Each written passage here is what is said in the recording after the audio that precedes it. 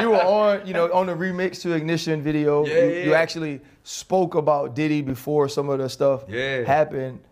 When you have those sorts of acquaintanceships and you have those sorts of relationships, and all of this stuff starts to come out, whether it's about R. Kelly or Diddy, I mean, you know how it is. If something happens to Channing, people, hey man, you knew that? Something happens to Fred, hey bro, did you know that Fred was this? So you think about R. Kelly, Diddy having those relationships. How difficult are those things for you to be able to deal with and go through?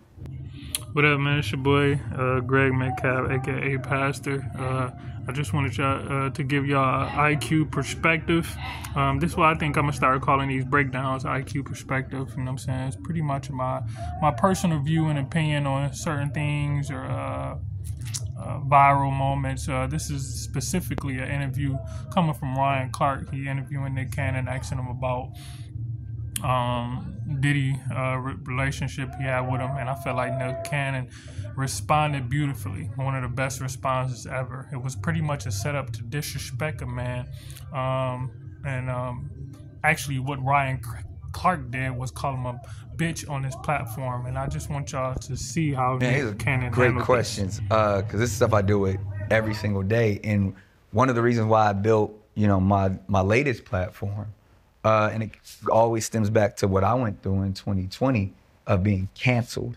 And and even like having those meetings with the ADL and stuff, and I was like, man, when we fall, or like the minister said, you know what I mean, when you see a man fall, don't laugh, learn. If you didn't know, Nick Cannon is quoting the minister Louis Farrakhan. Shout out to him. I've seen a couple of interviews where Nick Cannon took the time to interview a couple of Nation of Islam respectable men just to get some insight, connect, build. And this brother is right. I agree with him. A lot of things we love to throw fire on a person, judge a person without giving our own self a reflection of what we are battling through. And people always want to be part of the cancel culture when we are struggling with that same problem. You know what I'm saying? We don't ever want to learn from situations and build with one another, coach each other, you know what I'm saying, to strive to be better. We just want to judge, and that's why I think the point many different individuals and say, don't cancel me, counsel me. You know what I mean? Like, don't throw me away. Who are we as men to be able to judge at some level that we can throw another human being away? It's like everybody has the opportunity for, reconciliation and atonement. It's just if you're really willing to put the work in, that's what penitentiaries are for. They're for the repentance. They come from the same root word. So if I get the opportunity to say, I made a mistake here, I misstepped here, I misspoke here, but now you're gonna throw me away all the way. So I come from a space with all of those relationships that I had, eagerly, when it's like, I can't judge that man. I can't, I don't know what demons he's struggling with. I don't know what he's going through. So many dope moments in this interview, man. I can literally stop, probably every 3-4 sentences, but right here, he's becoming relatable to men, relatable to every man who struggle with demons, every human being, women too. You know what I'm saying? We all struggle with behaviors, cycles, trauma, things we can't really comprehend or understand until we get wise, till we get older. You know what I'm saying? And Nick Cannon saying, hey, I can't judge him because I know situations I've been in where I may have not controlled my emotions or didn't know what I was doing or let substance control me and everything. You know what I'm saying? And this is good to connect with the people, because when people see you relatable, you know what I'm saying, they are quick to connect with you easily, you know what I mean, and listen to you. So this is a very, very great point, and I also can relate to that in my own personal life, as far as not judging one because of my doing. But it's not my job to throw that person away. So hopefully, with building the counsel culture community and creating, professionals and doctors and clinicians that can say, we all got problems. We're all dealing with mental wellness. We're all dealing with issues of trauma. And how do we deal with that specifically as black men? We've been torn down enough, then we have to start tearing down each other. You know, and when we see something like, you know, the heinous and monstrous, you know, energy of what we saw in that video with Diddy, it's like, man, that brother is troubled. That brother got demons. Yo, shout out to Fred. I think if you just kind of pay attention to Fred's body language, he definitely can understand and feel what Nick Cannon is coming from. I think we all, as men, especially black men, can relate to the word demon. Very low vibrational behaviors, mind thinking. But it also, look, we were not born with these things. You know, we have generational curses. You know, I think everybody get the idea of the physical slavery we've been through for 400 plus years, but a lot of people don't know the mental, what damage it caused the mental, and the reason why we act the way we act. You know what I'm saying? The animal-like behavior also is part of what, you know, so also because of what we've been eating. You know what I'm saying? So it's a lot of layers to our behaviors and our mindsets. You know what I'm saying? I think once we study and learn the root of everything, we can kind of understand and learn how to guard against the modern day slavery, which is more mental. You know what I'm saying? So there's a lot of important things that Nick Cannon is saying, that I believe that needs to be talked about, you know. But you know what I'm saying, we just gonna keep on moving and listen. You know, and not only we see that, and that it's triggering for so many because we all know people like that. We hate to say it. You know what I mean? We all know people that are dealing with them same demons that R. Kelly's dealing with. And they're close in our family, and we all have our own demons that we try to hide. So I try to be that individual to say, we all need help.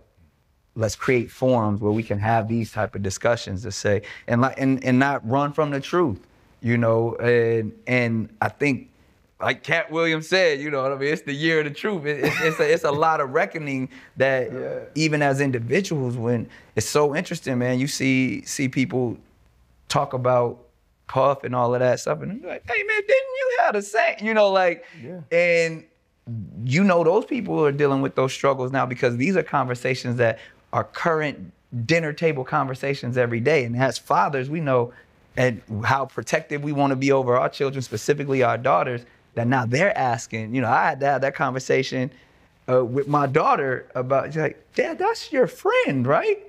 And I'm like, ooh, okay. So I know him. I've befriended him. I don't know that person. And I've never seen that person. Wow. And I cannot be friends with a person who does that.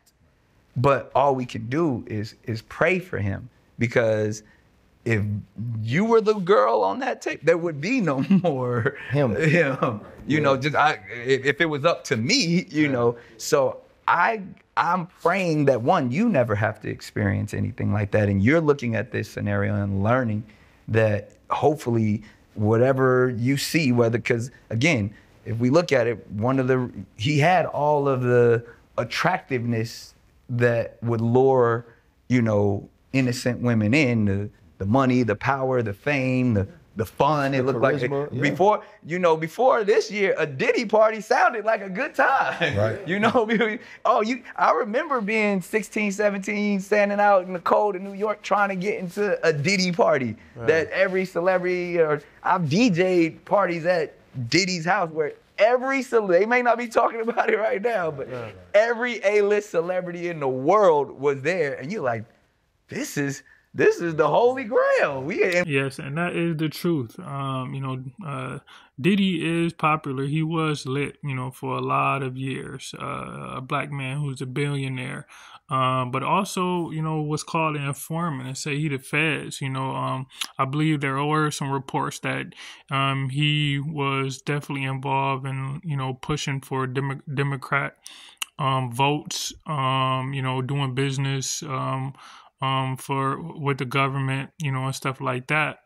And they love to use you. But I did recently hear that he was more focused on empowering Black people, Black businesses, really trying to get away from all the political Muppet behavior. And I don't know if it, conspiracy, but it does seems like when our people is in position of power, something always happens strange and iffy with the media. We always get thrown up under the bus with something that we've done in our past, like Bill Cosby, Michael Jackson, I can go on and on and on.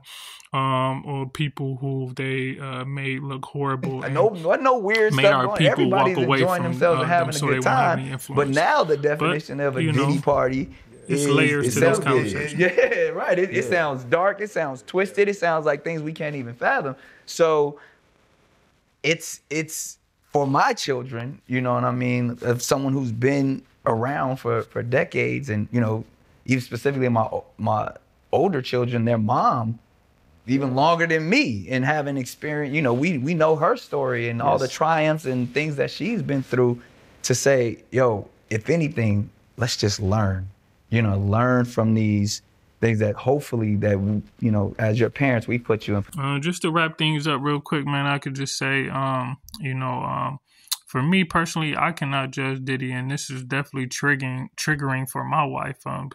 We've been together for 16 years, now married 6, and we've been through a lot of abusive moments. You know what I'm saying? We've both been abusive to each other, but of course, when you're a man and more physically dominant in a relationship, it can come off as more intimidating, more scary, especially when you got kids involved. You know what I'm saying? But I can say, searching for God, searching for self, recently following the teachings of the Nation of Islam, the Minister Louis Farrakhan really changed my mindset.